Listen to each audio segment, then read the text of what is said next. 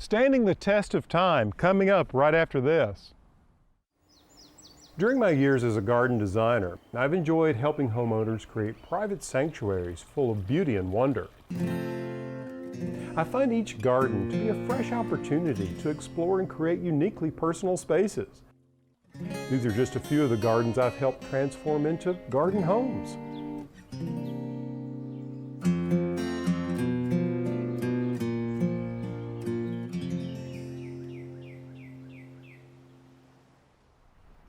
I'm Alan Smith. Welcome to The Garden Home, a show about design and blurring the lines between inside and out.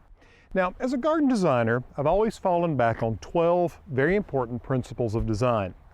And the last one of the 12 is time.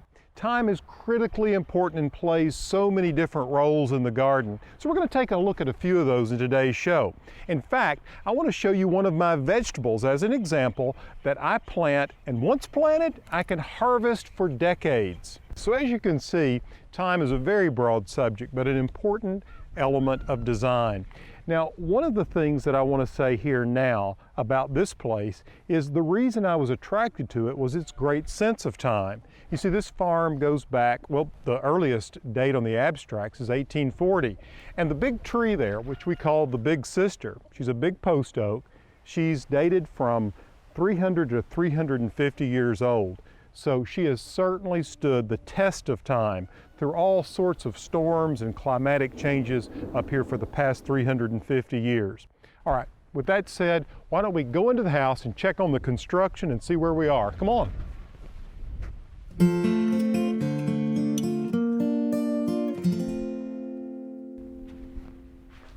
Well, this is the basement level, or what I like to call the garden level of the Garden Home Retreat. Now, it's changed in some really big ways. If you remember, this was just a wide open space, and we put these cypress boards on the wall because I wanted it to feel really rustic. These are rough cut boards that are 12 to 10 inches wide. Now, what I love about cypress is that it's locally milled. It's a wood that is insect and moisture resistant, so it's perfect for down here. We've just painted it with a low VOC paint, and this one's called Baja Dunes. And I just love the color. It's almost the color of the brick mortar. You can see with those wood molded bricks for the firebox and the mortar color, it's almost the same, so it resonates well with other aspects of the room. The floor here, well, it's a brick paver, and under it, we've got a heating system that takes the heat from on the roof, south face, all the way down through glycol, through tubes that run under this floor. So all winter long, this floor will be warm and toasty. Now, if you look up, you'll see that we use this V-groove pine for the ceiling and use the cypress beams to give it the sense of like a root cellar under here. Now, what I like about the color is it's light. This is a dark place. We have plenty of windows where they can come in across the back. But the idea here was to make it feel really cozy, but not too dark and oppressive. So with the white trim, the white doors, and then this light color on the walls, I think it's really coming together.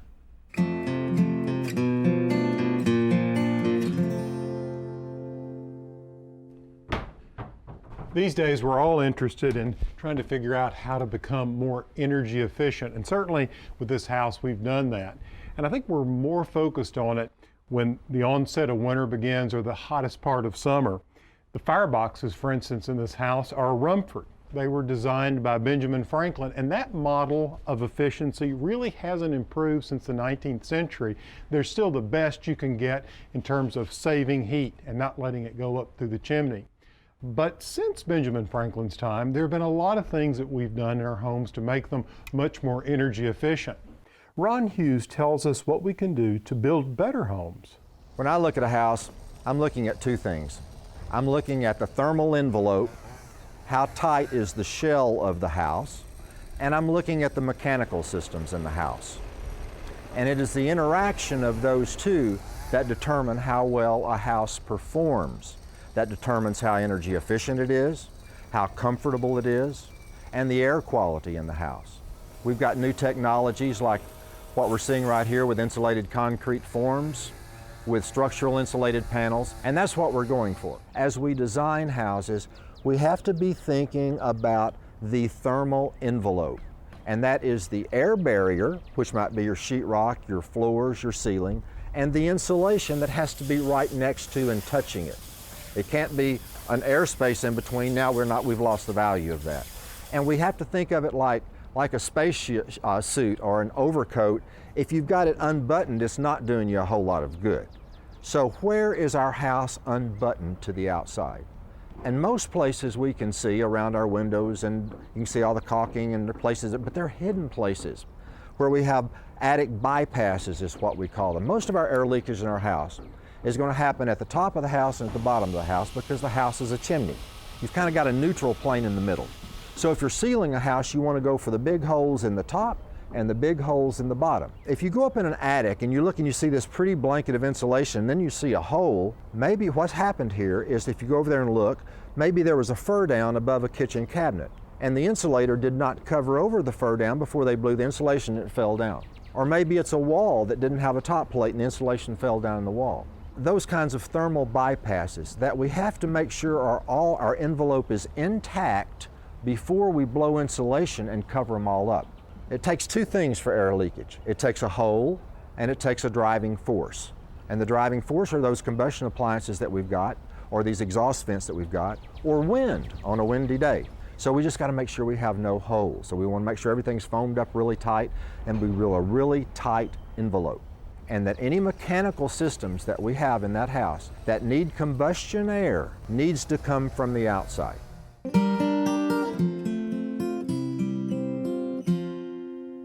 Now, while we're on the subject of time, I want to point out what I consider to be the longest lasting vegetable out here in the vegetable garden. Take a look at this asparagus bed. Gorgeous plants, don't you think? Just look at the ferny foliage it produces. You won't believe that just last March, just a few months ago, we planted these from bare root plants. They look like big spiders.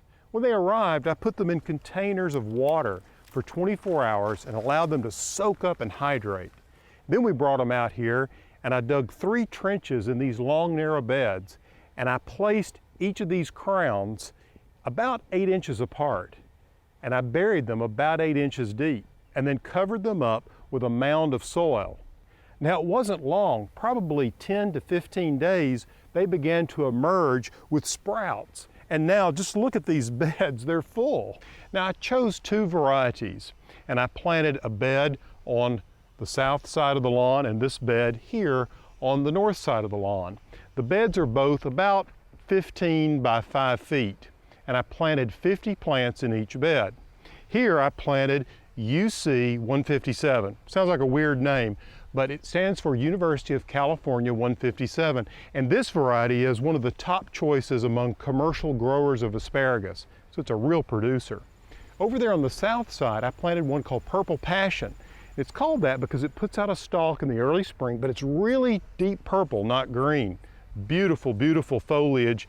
And you can see this time of year, it's green just like the UC 157, but look closely at the stalks. You can still see tinges of that purple that you get in the very early spring.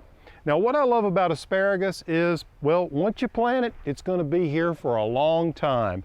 These plants were just 2-year-old crowns. By next year, they will start gaining a little momentum and I'll almost double my yield. By the next year, that'll hit its stride, and hopefully for the next 15 years or so, if I fertilize and take care of them, I'll have asparagus without ever having to replant another crown. Pretty good, huh?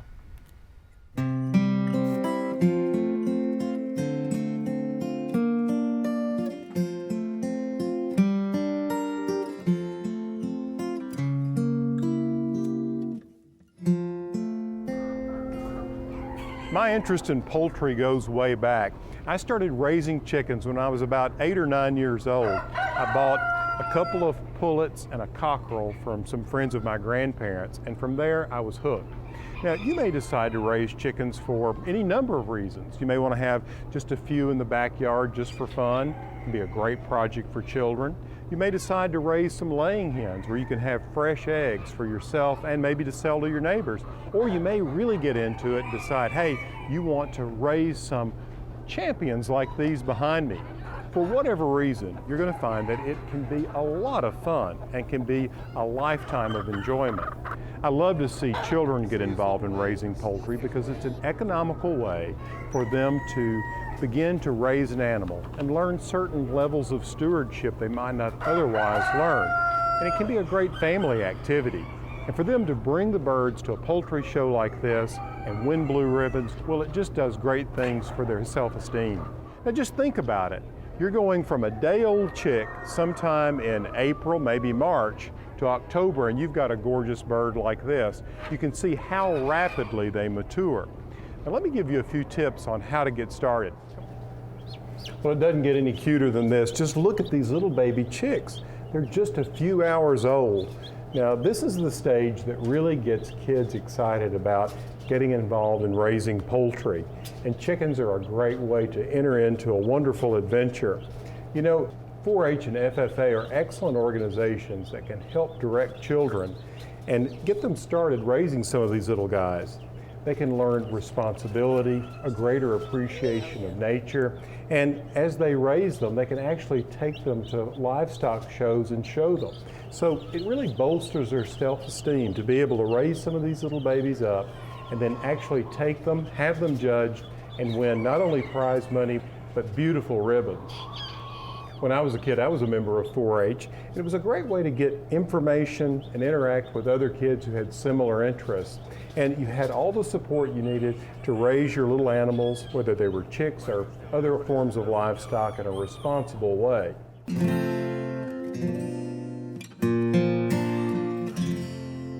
One of the great joys of being a gardener is constantly experimenting with new varieties.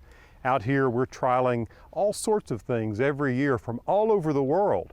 For instance, these are native coneflowers, and you can see here at the end of summer they're beginning to fade just a bit. I also love to have visitors to my garden from other parts of the world. Keith Kirsten is a well-known plantsman who visited me back in the winter when there was nothing but really the bones of the garden to see. You know, Keith, this garden is all about trialing all kinds of new varieties, even some of the old ones. Right. Yeah. Well, I think trialing is very important. And as a modern day kind of plant hunter, you know, things are being moved around the world, and even in South Africa, we trial just like this, and it's good to find out just how these plants perform for the gardener. Yeah, indeed. And before they get into production kind of thing. A lot of breeders will produce these plants that will do well, as I say, on the bench in a greenhouse. Right. But I want to see how they perform in the garden. You know, Keith, the reason I laid this garden out the way I did, with the geometry and the beds being symmetrical on both sides, is that so we could keep up with exactly what's planted where. We could observe it and see how it performs with, you know, too much water, too little water, how does it do in the heat, that sort of thing. Well, I think trial plants have to be kept orderly so that you can really, you know where they are and what they're doing. And I think the great thing is that you can also test the performance for the length of flowering period, how they take the heat, you know, how they take the different moisture levels or even the dryness in perhaps a very dry part of the summer. So, and I think that it's important to see just how they do perform before they get grown and produced for the market. Well, certainly in this garden, another component that we trial for are combinations. Absolutely. How, you know, which ones make good bedfellows? You know, does the Gaillardia look good over here with this Kufia and that sort of thing? And also, with the way beds are planted these days as well, what look good at the back of a bed and what look good in the front of the bed, and what remains and stays compact and what gets loose as the time goes by. And we focused a lot this past year on just the ratio of bloom to foliage, whether it's grass or a leafy, colorful leafy plant like a coleus or a perilla next to a flowering plant. Well, I try and encourage gardeners, whether they're gardening in containers or in the garden, to think of color, texture and form all the time. And in a trial garden like this, you can do exactly that. It's a big outdoor laboratory. Absolutely. Super. Well, I think it's fantastic. And long may you carry on trialing, and I'm going to carry on looking for new plants and also trialing back home, and bring these ideas back to America, and maybe bring your ideas into South Africa as well. Well, I want to certainly apply some of yours right here.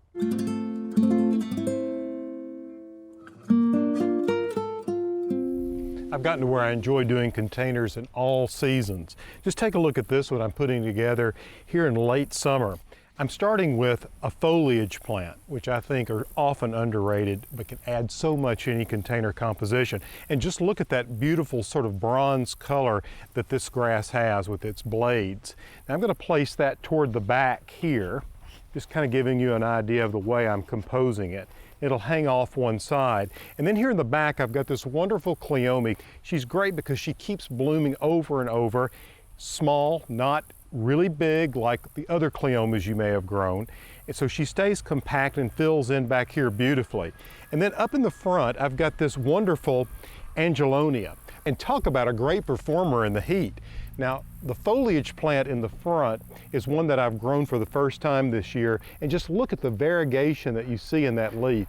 It's the perfect complement to all these purples and lavenders. You see, I try to stick with one color palette with the blooms, and then with the foliage, another color palette in these bronze and neutral colors. And I think it really hangs together well that way. And you'll notice I planted several plants in this container. I have 7 plants, all quart size, and then 1 gallon size with the sedge we just talked about. Now, if you're going to do that, you need to have a container that's large enough.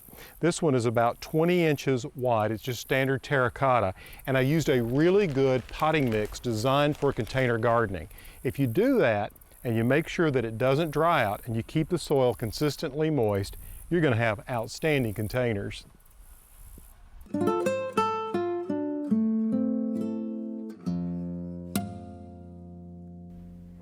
I have to say, I really enjoy coming up with ways to use orchids throughout my house.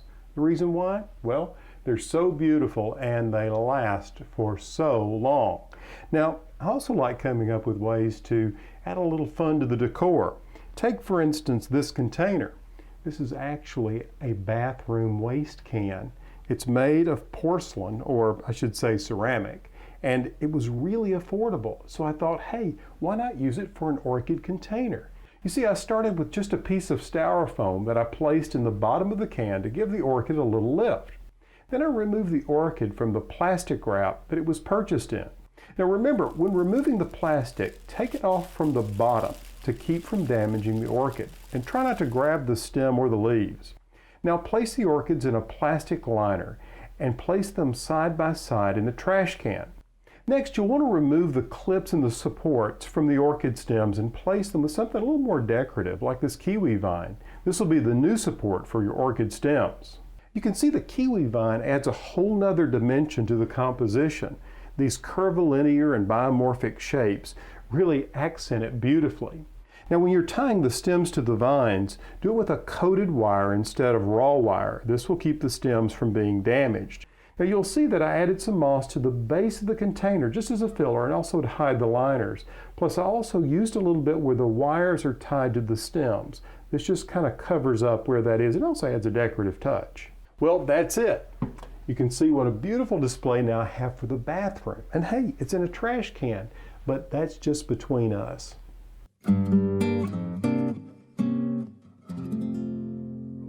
If you come to my home, you can see that I collect glassware in every shape, size, and style you can imagine. Whether it's big apothecary jars for terrariums, or antique water bottles for long-stem flowers, or juice glasses for many bouquets, I find them useful in a multitude of ways. Glassware in various shapes and sizes goes with any decor, and it can be dressed up or down with any type of plant or object around it. One of the beauties of collecting glassware is that you can find it virtually anywhere. When I find a style I like, I often buy more than just one because they work well used in multiple containers throughout a room or lined up to create a parade of flowers on a table. Or just think about the clarity of glass as it sits at a windowsill. This allows you to see the entire beauty of the plant and all of its parts. You see, glass can be used for any formal or casual event. It goes with everything.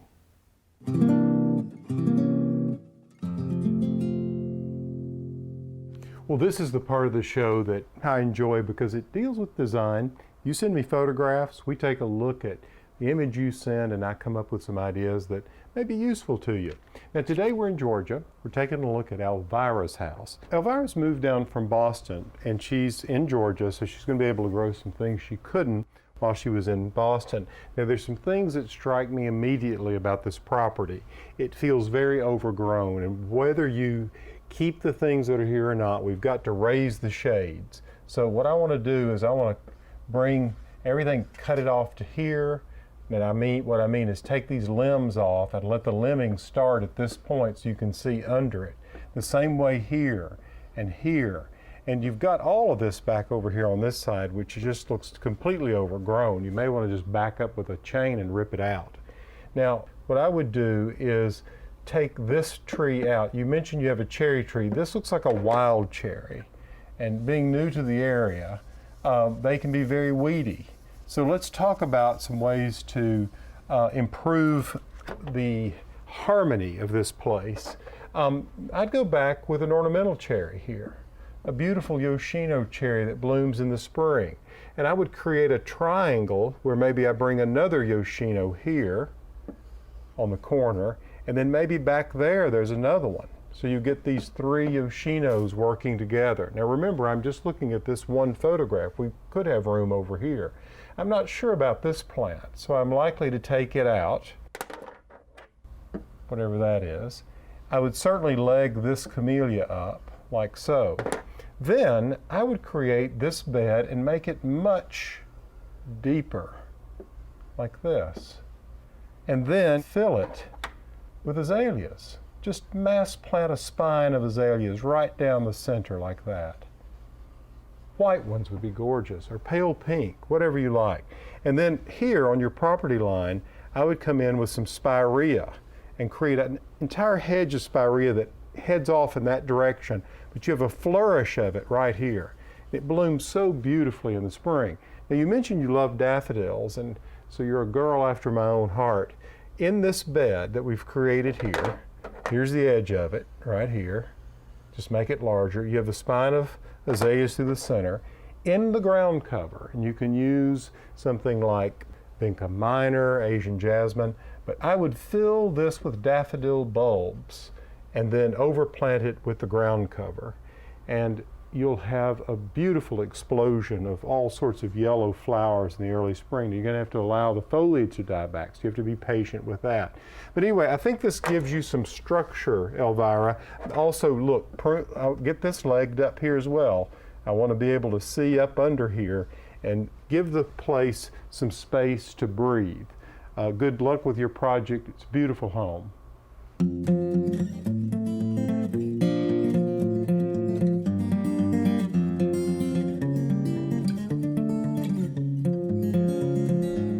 Well, that's all the time we have for today's show. I hope you enjoyed it as much as I did. There's one last thing I want to say about time in the garden. Back in my student days, I knew a woman who'd made gardens her whole life, and one bit of advice she gave me, she said, "Alan, you should always spend at least a year in a space before you begin to change it." So if you take on a new property, you might think about spending a little bit of time in each of the seasons and observe it for a full year before you begin making changes. With that last thought, I hope to see you next time. From the Garden Home, I'm Alan Smith. More information about today's topic and other topics covered in this series can be found at plansmith.com.